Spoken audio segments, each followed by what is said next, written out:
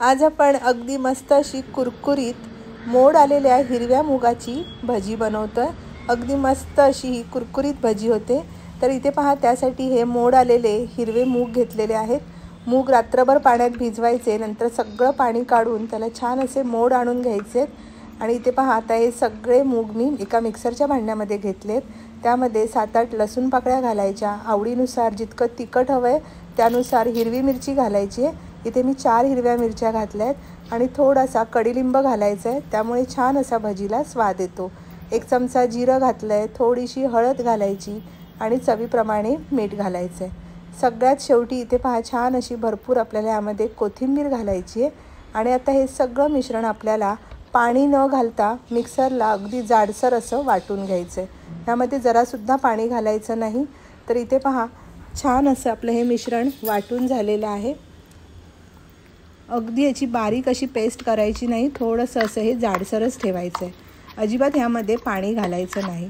आता हे एका भांड्यामध्ये आपण काढून घेतलं आहे आणि आता इथे हे छान अगदी 2 मिनिटासाठी आपल्याला असं फेटून घ्यायचं आहे। यामुळे आपलं हे पीठ अगदी हलकं होणार आहे आणि भजी आपली मस्त अशी आतून सॉफ्ट आणि वरून अगदी कुरकुरीत अशी होणार आहे। तर इथे पहा, हे 2 ते 3 मिनिटं मी हे पीठ छान असं फेटून घेतलं आणि त्यानंतर यामध्ये एक लहान असा बारीक चिरून कांदा घातलेला आहे। कांदा नाही घातला तरीसुद्धा चालू शकेल, पण कांदा घातल्याने छान अशी भजी होते आपली। तर इथे आपलं हे भजीसाठीचं पीठ तयार झालेलं आहे। आता भजी आपण तळून घेऊया।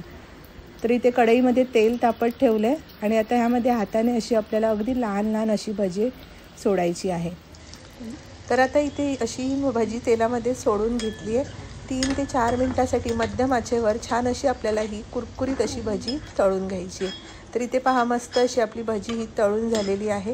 आता आपण एका प्लेटमध्ये काढून घेतोय ही आणि अगदी मस्त अशी आपली कुरकुरीत भजी ही तयार झालेली आहे।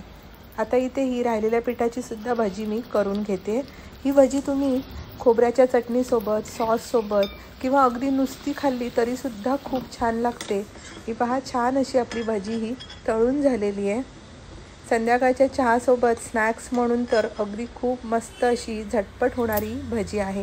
तर सगळी भजी मी इथे करून घेतलेली आहे आणि अगदी मस्त अशी आपली मोड आलेल्या हिरव्या मुगाची कुरकुरीत भजी तयार झालेली आहे। अगदी आतून सॉफ्ट आणि वरून मस्त अशी कुरकुरीत अशी ही भजी आपली तयार झालेली आहे।